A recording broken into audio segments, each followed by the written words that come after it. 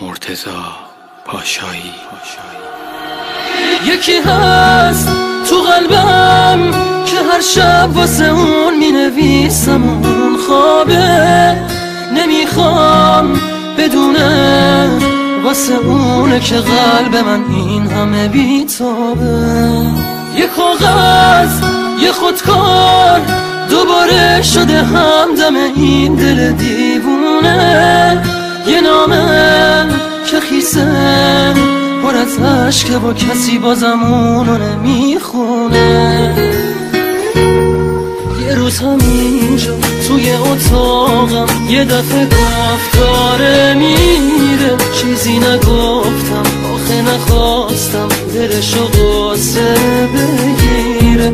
گریه میکرد درو که میبست، میدونستم که میمیرم، اون عزیزم نمیتونستم جلوی راشو بگیرم. میترسم یه روزی برسه که اونو نبینم، بمیرم تنها. خدایا کمک کن، نمیخوام بدونه دارم جون میکنم اینجا. سکوت اتاقا داره میشکنه تیک تاک ساعت رو دیوار، دوباره نمیخواد بشه باور من که دیگه نمیاد انگار.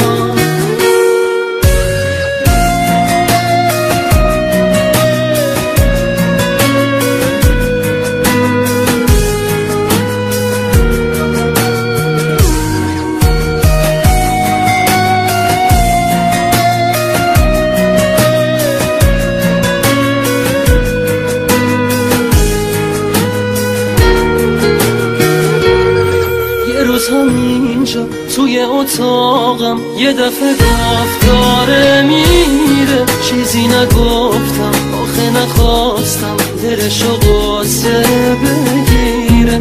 گریه میکردم درو که میبست، میدونستم که میمیرم، اون عزیزم بود نمیتونستم جلوی راشو بگیرم.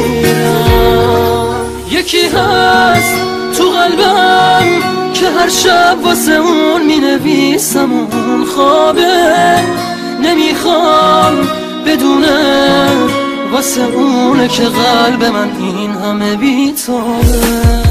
یه کاغذ یه خودکار دوباره شده همدم این دل دیوونه، یه نامه که خیسه پر از عشقه با کسی بازم اونو نمیخونه.